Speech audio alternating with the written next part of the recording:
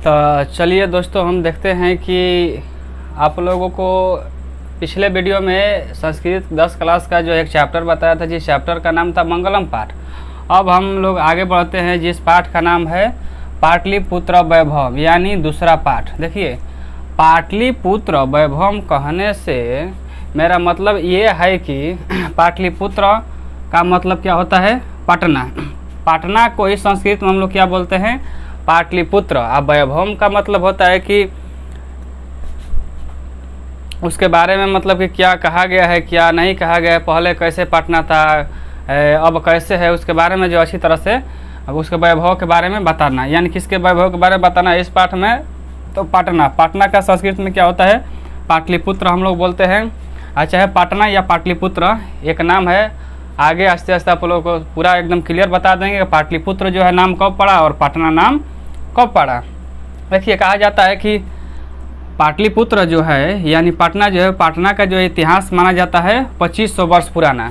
पूछेगा ऑब्जेक्टिव में, कई बार पूछ भी चुका है कि पटना का इतिहास कितना वर्ष पुराना है, तो 2500 वर्ष पुराना है। कितना वर्ष पुराना है? 2500 वर्ष पटना का इतिहास पुराना है। अब जो है पटना जो है, कहा जाता है कि प्राचीन काल से ही, आज से नहीं, पटना जो है प्राचीन काल से ही, किस काल से?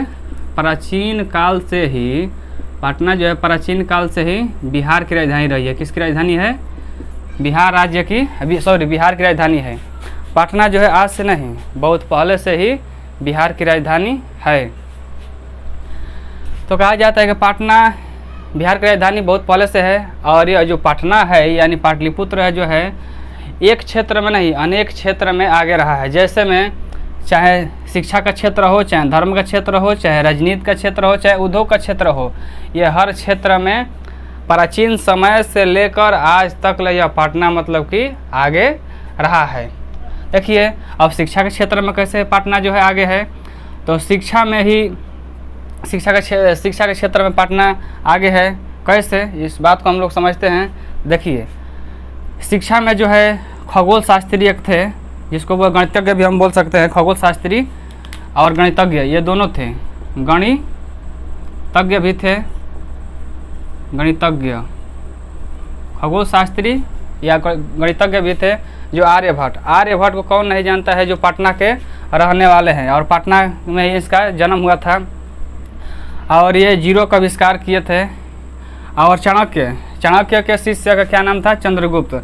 चाणक्य जो थे एक नीतिज्ञ थे, एक अर्थशास्त्री थे, और ये इतने जो है नीति और अर्थ के बारे में जानते थे, पैसा रुपया के बारे में जानते थे, कितना गणना करना है, कैसे करना है, ये बहुत जो है जानकार थे। चाणक्य के शिष्य क्या नाम था? चंद्रगुप्त मौर्य। चंद्रगुप्त मौर्य के बारे में कौन नहीं जानता है कि ये भी एक महान शासक थे, और ये घनानंद को जो है पराजित किए। चाणक्य जो है इनके कुछ रणनीति बताए थे, नीति बताए थे, कैसे करिएगा वैसे करिएगा तो जो है घनानंद मारा जाएगा। और चंद्रगुप्त किस वंश के थे? मौर्य वंश के थे। किस वंश के थे? तो मौर्य वंश के चंद्रगुप्त जो है थे। तो शिक्षा के क्षेत्र में देखिए इतना जो है, मतलब कि आर्यभट्ट है, चाणक्य है, ऐसे बहुत सारे मतलब कि लोगों ने वहाँ जो है मतलब कि जन्म लेने का जो है लिया है, और उन्होंने अपने जो है पटना का नाम रोशन किया है। धर्म के क्षेत्र में देखो, धर्म के क्षेत्र में पटना में पटन देवी है, और पटन देवी यह काम करती है क्या कि पटना को जो रक्षा करने का काम करती है। पटना में ही गुरुद्वारा है। कहाँ है? गुरुद्वारा। जैसे हम लोगों के लिए, जैसे हिंदू के लिए जो है पूजा, जिस स्थान पर पूजा करते हैं उसे हम मंदिर बोलते हैं, मुसलमान जो जहाँ पूजा करते हैं उसे मस्जिद बोलते हैं। ऐसे ही सिख संप्रदाय के जो लोग पूजा करते हैं उसे क्या बोला जाता है? गुरुद्वारा। गुरुद्वारा कहाँ है? पटना में ही है। सिख संप्रदाय के 10वें गुरु का जन्म, यानी सिख संप्रदाय के 10वें गुरु का जन्म यानी गुरु गोविंद सिंह का जन्म पटना में ही हुआ है। तो ऑब्जेक्टिव में पूछता है कि गुरु गोविंद सिंह का जन्म कहाँ हुआ है, तो पटना में। गुरु गोविंद सिंह सिख संप्रदाय के कौवे गुरु है, तो 10वें गुरु है। बता दीजिएगा, कौवे गुरु है, 10वें गुरु है। अब जो है हनुमान मंदिर वहाँ है। हनुमान मंदिर के बारे में कौन नहीं जानता है? सब लोग जानते हैं। तो धर्म के क्षेत्र में भी आगे रहा है। यहाँ एक जाति नहीं रहती, अनेक प्रकार की जो जातियाँ पटना में रहती है। हिंदू रहते हैं, मुसलमान लोग भी रहते हैं, जैन लोग भी रहते हैं, पारसी लोग, यानी बहुत सारे धर्म के लोग रहते हैं और मिलजुल के रहते हैं। ये नहीं कि मतलब कि आपस में जो बवाल या कोई अनर्गल जो है बातें बतियाते नहीं, आपस में मिलजुल कर प्रेम के भाईचारे से रहते हैं। और दिन प्रतिदिन जो है पटना का विकास करने में अपना वो योगदान कुछ ना कुछ देते रहते हैं। और राजनीति और उद्योग के क्षेत्र में भी आगे रहे हैं। राजनीति के क्षेत्र में देखिए जो भी मतलब कि क्रांति उत्पन्न हुई है, पटना में एक गांधी मैदान है, गांधी मैदान पटना में क्या है, गांधी मैदान, गांधी मैदान, गांधी मैदान है। उस गांधी मैदान में ही जो भी आंदोलन हुआ है, जैसे जेपी आंदोलन ले लीजिए, जयप्रकाश आंदोलन किए थे, वह आंदोलन जो जिस समय इमरजेंसी लगा था उसी समय मतलब कि आंदोलन हुआ था, जेपी आंदोलन। उसमें जो है तरह तरह के नेता जो है भाग लिए थे, जैसे हमारे पूर्व मुख्यमंत्री लालू प्रसाद यादव और मुलायम यादव भाग लिए थे।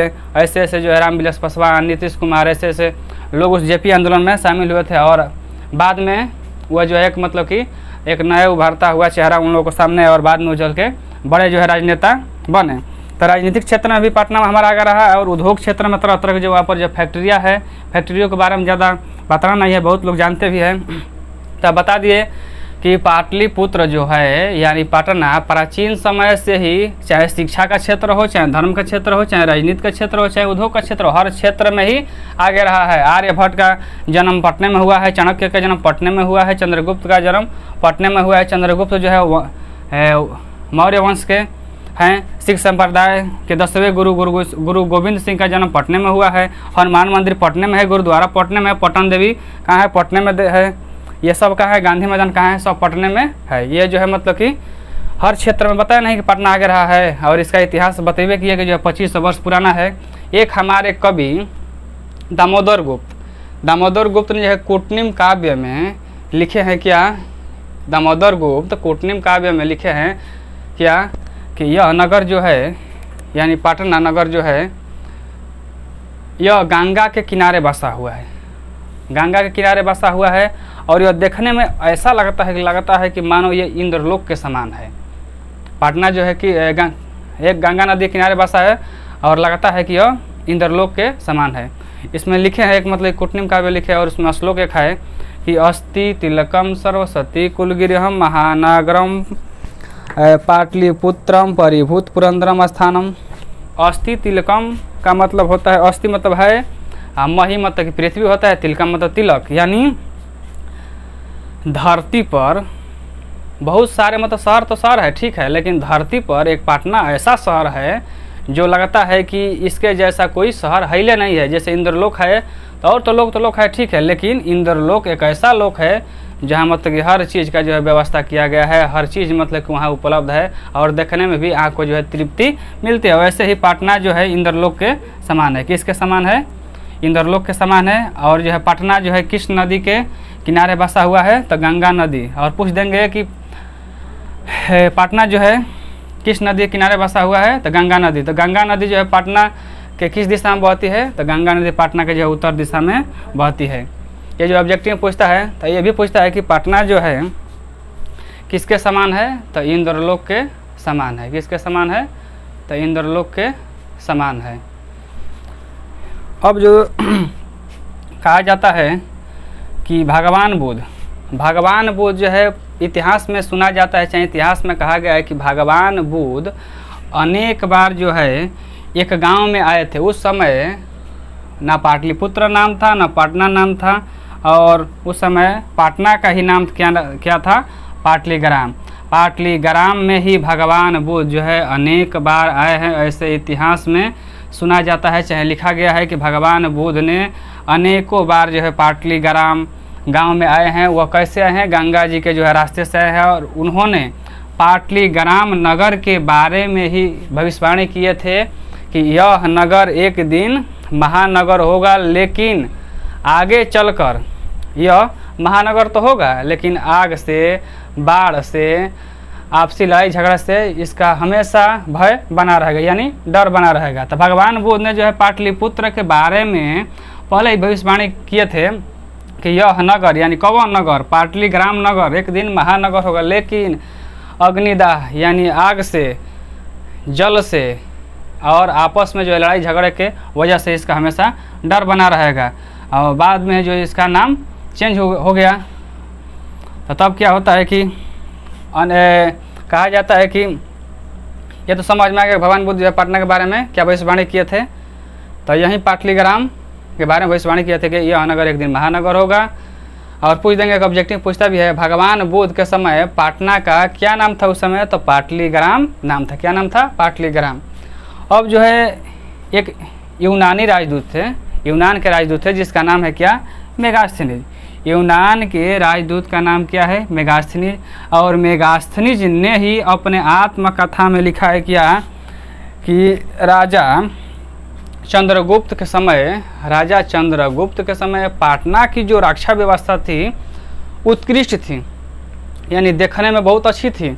और किसी के जो है माई का मजाल नहीं था कि चंद्रगुप्त के समय कोई भी जो है अन्य मतलब कि राज्य का राजा जो है मतलब कि हमारे पाटना में जो है प्रवेश कर सके। ये इतना जो है बलशाली थे और मतलब कि क्योंकि चाणक्य के शिष्य थे कौन जी? चंद्रगुप्त। ये बहुत मतलब दिमाग के माइंडली तेज भी थे।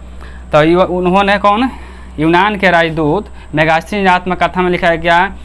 कि पाटना जो है या पाटलिपुत्र जो है चंद्रगुप्त मौर्य के समय पाटना की जो रक्षा व्यवस्था थी उत्कृष्ट थी, यानी बहुत अच्छी थी। और लिखे हैं क्या अपने आत्मकथा में? मेगास्थनीज ने कहा है कि राजा अशोक के समय पाटना की जो मतलब की व्यवस्था थी सुतराम समृद्धम कहने का मेरा मतलब है कि और अधिक मतलब कि उसका विकास हुआ। कहा जाता है कि राजा अशोक के समय इतना मतलब कि थी था धन संपत्ति किसी के घर में था कि कोई भी एकदम निफिकर सोता था, निडर जो सोता था। कोई भी अपना दरवाज़ा खोल के एकदम निफिकर सोता था। किसी चीज़ की कमी होती है तभी ना कोई चुराता है। हर व्यक्ति के पास जो एकदम धन संपत्ति है तो कोई क्या चुराएगा? कोई नहीं चुराता था। तो कहा जाता है राजा अशोक के समय सभी लोग अपना दरवाज़ा एकदम खोल के सोते थे। तो राजा अशोक के समय पाटना की जो मतलब की व्यवस्था थी सुतराम समृद्धन, यानी और उसका विकास हुआ। पहले चंद्रगुप्त के समय तो एकदम रक्षा व्यवस्था एकदम टाइट थी और देखने योग्य भी थी, लेकिन अशोक के समय उसका और जो है विकास हुआ। फिर जो है कहा जाता है कि अनेक विद्वानों ने जैसे पाणिनि, पतंजलि, ब्याडी, बररुचि आदि विद्वानों ने पटना में ही पढ़ाई करके अपना जो है ख्याति प्राप्त किए। और ऐसा ख्याति प्राप्त किए कि बहुत सारे विदेशी लोग इनके नाम सुनकर करे भाई ये कहाँ से पढ़े लिखे हुए हैं, ये कितना जो है तेज है। सभी लोग जानते हैं कि पाणिनि जी जो है व्याकरण के पिता है। इसके पिता जी हैं व्याकरण के पिता कौन है? पाणिनि जी है। पतंजलि के बारे में कौन नहीं जानता है? रामदेव जिसका प्रचार कर रहे हैं जो वही रामदेव, योगा जो कराते हैं वही रामदेव है। पतंजलि के बारे में जो है खूब एकदम लंबे लंबे फेंकते हैं। और ब्याडी, बररुचि ऐसे जो है ये व्यक्ति सब हैं, ये कहाँ से पढ़े हैं? पटना से ही पढ़कर अपने जो है ख्याति और प्रसिद्धि पाई है। इन्हीं प्रसिद्धियों के कारण जो है विदेशी लोग कौन? मेगास्थनीज। जो ही मेगास्थनीज आया था जो अपने आत्मकथा में चंद्रगुप्त और अशोक के समय में लिख दिया था कि ऐसे ऐसे मतलब कि पटना के सब बारे में जाना था और लिखा था अपने आत्मकथा में। मेगास्थनीज था। कहाँ का राजदूत था? यूनान का राजदूत था। ह्वेनसंग थे, फयान थे, संग आदि जो है विदेशी लोगों ने आके जो है पटना की जो है भूरी भूरी प्रशंसा की, बहुत जो है बड़ाई किया कि पटना में ऐसे है वैसे है। पटना की जो रक्षा व्यवस्था चाहे पटना में बहुत सारे ऐसे स्थान है जो देखने योग्य है। पटना जो है विकासशील देश है, विकासशील एक मतलब कि शहर है, एक नगर है। ऐसे ऐसे लोगों ने चर्चा किया। अब कहा जाता है कि मुद्राक्षस तथा अन्य नाटकों से जानकारी मिलता है कि मध्यकाल में जो है पटना का विकास जो है 1000 वर्षों तक रुक गया था। किसका विकास? पटना का जो है विकास मध्यकाल में ही 1000 वर्षों तक रुक गया था। यह जानकारी किस में मिलती है? मुद्राक्षस नामक एक नाटक है, उससे जानकारी क्या मिलती है कि मध्यकाल में ही पटना का विकास जो है हजारों वर्षों तक रुक गया था। किस काल में? मध्यकाल में। जो बीच वाला काल होता है ना, उसी काल में जो है पटना के विकास इतना रुक गया था और इतना जंजर हो गया था कि लगता था कि पटना विकास कर नहीं पाएगा। यह जानकारी जो है किस में मिलती है? मुद्राक्षस नामक नाटक में जानकारी यह मिलती है। एक जो है पुतलिका जो है रचना से जानकारी हमें यह मिलती है। पुतलिका एक रचना है, इसमें जानकारी दिया गया है। न कहा जाता है कि प्राचीन ग्रंथों एवं पुराणों में पटना का ही नाम अन्य नाम मिलता है। पटना का नाम और है कुसुमपुर या पुष्पपुर, पुष्पपुर जो भी देखने को मिलता है। ऐसा जो वर्ण किसमें है, पुतलिका जो है रचना है उसमें क्या मिलता है कि कहा जाता है कि कुसुमपुर या पुष्पपुर। पटना का नाम क्या मिलता है, कुसुमपुर या पुष्पपुर। कुसुमपुर या पुष्पपुर इसलिए जो है मिलता है क्योंकि कहा जाता है कि उस समय पहले पटना के समीप फूलों का अधिक खेती होता था। किसका खेती होता था, फूलों का, यानी पाटल का खेती होता है। पाटल मतलब होता है गुलाब, यानी गुलाब के फूल का जो है खेती पटना के समीप अधिक मात्रा में होता था, जिसके वजह से ही उसका नाम पड़ गया कुसुमपुर या पुष्पपुर। पुष्प मतलब फूल होता है, कुसुम मतलब कि क्या होता है, फूलें होता है, और पाटल जो है मतलब कि लेकर बना है। अब देखो पाटल से ही पाटली पुत्र जो है शब्द बना है। किससे बना है, पाटल से ही। पाटल एक शब्द है, पाटल से ही क्या बना है, पाटलिपुत्र शब्द। कहेंगे पाटलिपुत्र शब्द जो है किससे लिया गया है, चाहे किससे संकलित है, तो जो है पाटल के नाम से ही पाटलिपुत्र जो है शब्द बना है। कौन बना है, पाटलिपुत्र शब्द। और जो है पटना बना है, पटना यह जो है पतन से शब्द से लिया गया है। किससे, पतन। ये दोनों को याद रखिए, बहुत इंपॉर्टेंट है। पूछेंगे पाटलिपुत्र शब्द किससे बना है, तो पाटल से बना है। पटना शब्द किससे बना है, पतन से बना है। ये तो समझ में आ गया। देखिए, तो भगवान बुद्ध के समय तो जो है पटना का नाम क्या था, पाटलीग्राम था, लेकिन बाद में ही चलकर जो है इसका नाम क्या विख्यात हो गया, पाटलिपुत्र। क्या विख्यात हो गया, पाटलिपुत्र नाम पड़ गया। पाटलिपुत्र नाम आप लोग जानते हैं किस शब्द से बना है, पाटल शब्द से। पाटल का मतलब क्या होता है, गुलाब हो गया। और पटना जो है किस शब्द से बना है, पतन। तो यह पाटलीग्राम आगे चल किस में बदला, पाटलिपुत्र में। और पाटलिपुत्र जो है बदल गया किस में, पटना में। ये कब बदला, मध्यकाल में। किस काल में, मध्यकाल में। कहा जाएगा पटना नाम किस काल में पड़ा, तो मध्यकाल में जो है पड़ा। और मध्यकाल में ही पटना का विकास जो है हजारों वर्षों तक रुका रहा है। ये भी जानिएगा, पहले भगवान बुद्ध के समय पटना का क्या नाम था, पाटलीग्राम। बाद में क्या हुआ, पाटलिपुत्र। और मध्यकाल में इसका नाम चेंज हुआ क्या, पटना, जो कि अब चलता है। वर्तमान समय पटना ही चलता है। तो मध्यकाल में ही पटना जो है इसका नाम हुआ। अब जो है कहा जाता है कि गुप्त शासन काल के समय एक महोत्सव मनाया जाता था। गुप्त शासन काल में एक महोत्सव मनाया जाता था, कौमुदी महोत्सव। कौन महोत्सव, कौमुदी महोत्सव मनाया जाता था। किसके शासन में, पटना में ही गुप्त शासन काल के समय में कौमुदी महोत्सव मनाया जाता था बड़े धूमधाम से। जैसे हम लोग आजकल दुर्गा पूजा और दीपावली मनाते हैं, वैसे ही कौमुदी महोत्सव शरद ऋतु में मनाया जाता था विशेष रूप से। किस ऋतु में, शरद ऋतु में। किस ऋतु में मनाया जाता है, शरद ऋतु में मनाया जाता है। ऑब्जेक्टिव में कई बार ये भी पूछा है कि गुप्त शासन काल के समय में कौन महोत्सव मनाया जाता था, तो कौमुदी महोत्सव। किस ऋतु में, तो शरद ऋतु में मनाया जाता है। जैसे हम लोग आजकल दुर्गा पूजा, दीपावली, छठ ऐसे मनाते हैं, वैसे ही मतलब कि ये लोग अपना मनाते थे। और जो है पटना के बारे में बहुत सारा जानकारी है, तो ये सब जो है आप लोग याद रखिएगा। ऑब्जेक्टिव के तौर पर जो है आप लोगों को बहुत सारा काम करेगा। और कहा जाता है कि पटना का विकास तो मध्यकाल में रुक गया, और सबसे अधिक अगर विकास हुआ पटना का तो अंग्रेज़ों के समय। किसके समय, अंग्रेज़ों के समय जो है पटना का विकास बहुत अधिक हुआ था, जो कि आज तक चलते आ रहा है। और पटना में जो है अनेक दर्शनीय स्थल भी है। पटना में जो है अनेक दर्शनीय स्थल भी है। पटना में अनेक दर्शनीय स्थल भी है। जैसे दर्शनीय मतलब देखने योग्य बहुत सारे मतलब के स्थल है, जैसे गोलघर,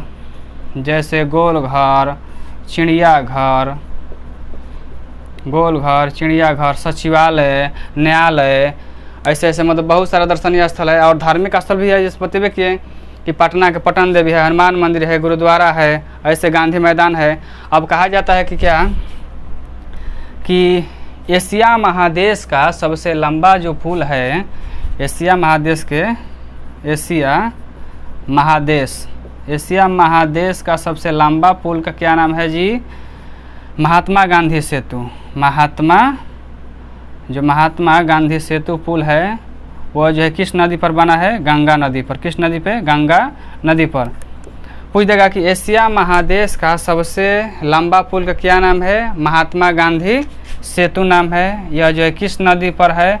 तो गंगा नदी पर। गंगा नदी कहाँ है? पटना में। कहाँ है? पटना में। और पटना के ये उत्तर दिशा में गंगा नदी बहती है। और जो है गंगा नदी पर ही रेल पुल का जो है अभी अभी निर्माण हो रहा है। किस पुल का? रेल जो है पुल का भी निर्माण कार्य चल रहा है। तो ऐसे पूछेगा ऑब्जेक्टिव में कि एशिया महादेश का सबसे लंबा पुल का क्या नाम है? तो महात्मा गांधी सेतु। और महात्मा गांधी सेतु पुल किस पर बना है? तो गंगा नदी पर बना है। अभी बना है, बन चुका है, लेकिन अभी पूछेगा कि गंगा नदी पर किस पुल का निर्माण हो रहा है? तो रेल पुल का जो है निर्माण हो रहा है। तो ऐसे ऐसे पटना के बारे में बहुत सारा जानकारी है। इस चैप्टर में इतना ही जानकारी था और इसको अच्छी तरह से आप लोग इसको नोट्स बना लीजिएगा ताकि ठीक रहेगा पढ़ने में। और इससे अधिक हमको लगता है कि अधिक ऑब्जेक्टिव नहीं आ पाएगा। हाँ, आप लोगों को कुछ जो है लघु प्रश्न मैं अपने बता देता हूँ। जैसे लघु प्रश्न कैसे पूछेगा, इसमें से पूछ देगा कि दामोदर गुप्त ने कुटनीम काव्य लिखे हैं, सभी लोग जानता है। और राजशेखर ने काव्य मीमांसा लिखे हैं। राजशेखर काव्य मीमांसा लिखे हैं। तो दामोदर गुप्त पूछते हैं कि दामोदर गुप्त ने पटना के बारे में क्या लिखे हैं? तो बोलना है कि दामोदर गुप्त ने पटना के बारे में यह लिखे हैं अपने कुटनी काव्य में कि यह जो है इंद्रलोक के, पटना जो है इंद्रलोक के समान है। और यहाँ जो है गंगा नदी जो है पटना के उत्तर दिशा में बहती है। और यह जो है सबको अपने विमल विभूति से सबको जो है खुशी रखने का ये काम करती है। और राजशेखर जो है अपने काव्य मीमांसा में पटना के ही बारे में चर्चा किए हैं कि यहाँ जो है पाणिनि, पिंगल, ब्याडी, बररुचि लोगों ने अपने जो है परीक्षित हुए। और इन्हीं लोगों के वजह से जो है विदेशी यात्री हुए, मेगास्थनीज, हुएनसंग, फयान इत्यादि लोगों ने पटना में आया।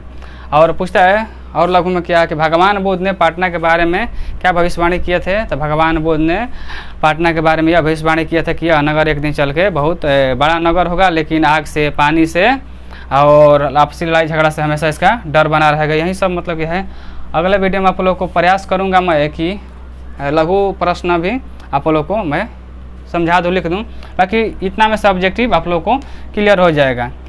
तो इतना ही कहकर जय हिंद।